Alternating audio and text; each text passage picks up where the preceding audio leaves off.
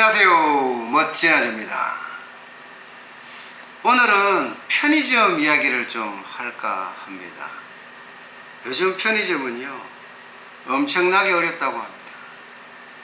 올해 최저임금이 2.87%가 늘어났다지만 지금까지 워낙 많이 올랐잖아요. 2년 동안 29.1%까지 올랐잖아요. 그러다 보니까 거기에 대한 부담감에 거의 한계 상황에 몰렸다고 해요.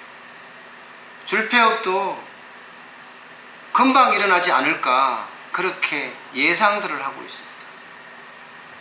실제로 그 증권사하고 편의점 업계가 이렇게 조사를 했습니다. 조사를 했더니 편의점 점포당 손익이 계약 형태에 좀 다르긴 하지만 2016년 이후로 30%가량 떨어졌대요. 30%.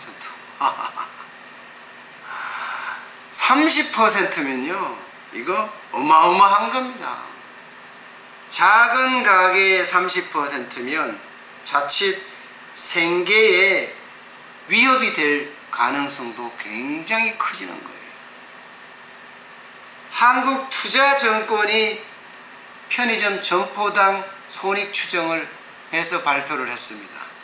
여기 보면 본부 임차형 같은 경우 여기는 가맹점 수수료율이 45%예요. 여기는 점포당 수익이 2016년에는요 388만원이었습니다. 그런데 내년에 2.87% 최저임금이 인상된 걸 적용하면 270만원으로 뚝 떨어진다고. 또한 점주 임차형 여기는 수수료가 25%입니다.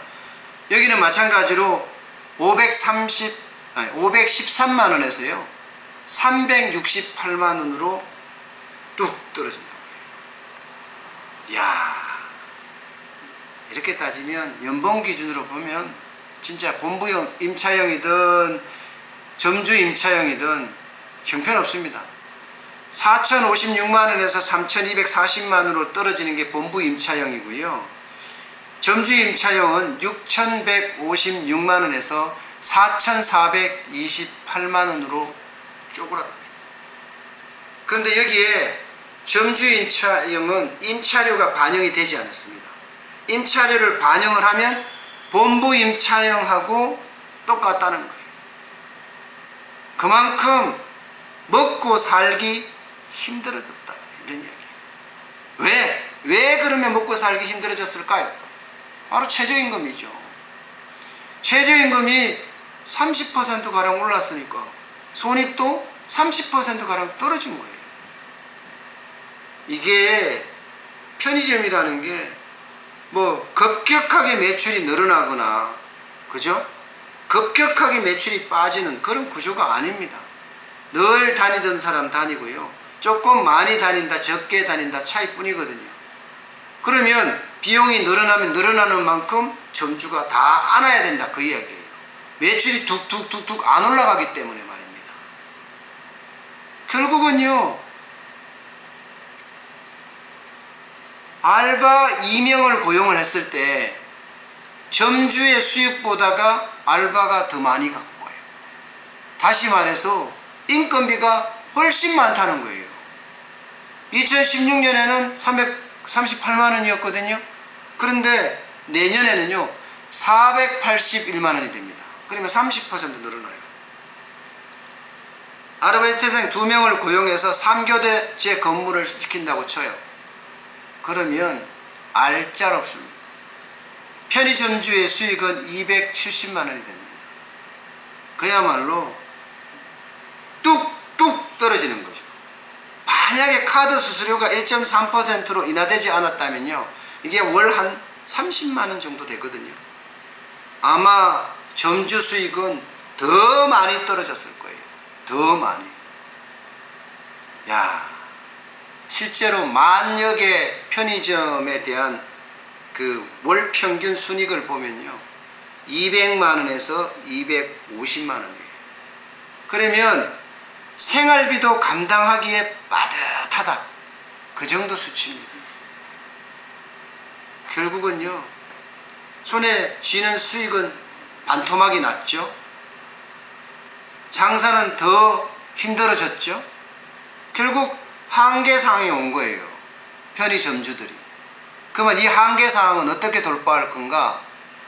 방법은 하나밖에 없다는 거예요. 폐업. 예. 그만큼 편의점주들이 어려움을 겪고 있다는 이야기입니다. 제가 단적으로 편의점주만 이렇게 딱 끄집어내서 이야기를 했지만 다른 데도 상황은 마찬가지예요. 영세 자영업자들은요, 이 편의점주의 이야기와 별반 다르지 않습니다. 그만큼 가져가는 돈이 없다는 얘기예요. 사실 편의점주도 그렇고 영세 자영업자도 그렇거든요. 어떻게 하든 살아남으려고 주휴수당이라도 어떻게 줄여보자, 그 생각에 쪼개기 알바를 하거든요. 주 15시간 미만으로 근무를 시키면 주휴수당을 안 줘도 되니까. 그래서 하루에 3시간씩 일을 시킨다는 거. 또 무지개 알바라고 해서 7일 동안 모두 다른 사람으로 이렇게 메꾸고 있어요. 그러면서 15시간 이하로 일을 시키는 거죠.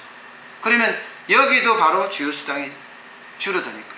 오죽했으면 편의점주나 영세 자영업자들이 이렇게까지 하겠습니까? 오죽했으면. 그만큼 살기가 팍팍해졌다는 거고 일이 그만큼 힘들어졌다는 거예요.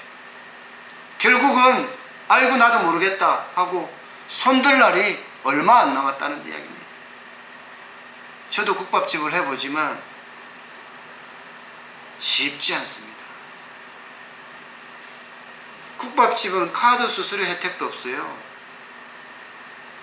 옛날에도 0.8%였고요. 지금도 0.8%예요. 게다가 일자리 안정자금을 받을 수 있느냐, 가족끼리 하는 데는 일자리 안정자금도 신청을 못해. 그러니까 어려운 거예요. 아마 이런 상황이 앞으로 계속 지속될 것 같거든요. 왜냐? 정부가 소득 주도의 성장 정책을 포기하지 않았잖아요. 세금은 계속 올라갈 거고. 그죠? 그러면 사람들의 심리는 야, 앞으로도 경제가 어려워진대, 이런 생각을 가지고 지갑을 안 열 거고. 그러면 자영업자 소상공인은 당연히 더 어려워져요. 아유, 또 아침부터 어렵다는 이야기부터 먼저 했네요. 그만큼 자영업자들이 어렵다는 이야기예요. 그렇다고 하더라도 저도 또 국밥을 제대로 점검해야죠. 그래야지 많은 사람들이 우리 국밥을 사랑해 주지 않겠습니까? 육수가 좋아야지 국밥이 맛있다. 저는 그 주의잖아요. 그죠? 그래서 항상 점검을 합니다. 아, 좋아요. 아침에는 이렇게 말아서 그야말로 개걸스럽게 먹어야 돼요. 그래야지 건강해지겠죠.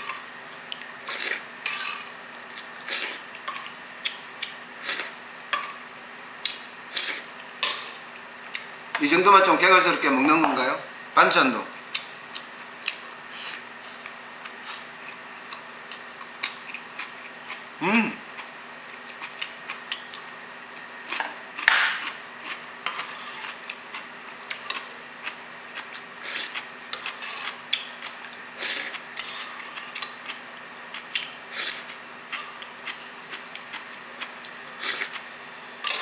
신선한 육수 맛이 너무 좋아.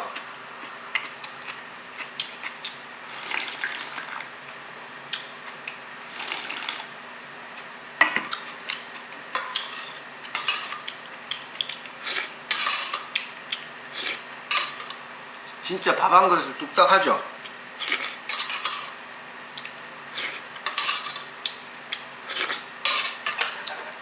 제가 육수는 장담할 수 있다고 말씀을 늘 드렸잖아요.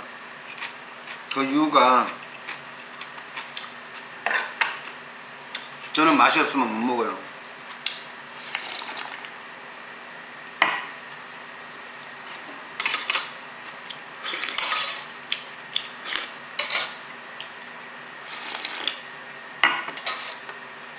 진짜 한 그릇을 뚝딱 하죠. 너무 빨리 먹는다는 이야기는 있습니다. 좀 천천히 먹어야 될 텐데, 그죠? 어제 매출이요. 어제도 뭐 항상 그냥 요즘은 평일날은 기본을 하는 것 같아요. 어제는 기본은 좀 못했어요. 기본 가까이 갔지. 49만 2천 원을 했습니다. 기본 가까이 갔죠. 제가 이제 목표치를 항상 기본이라고 이야기하면서 50만 원을 두고 있는데 잘 갔죠. 뭐.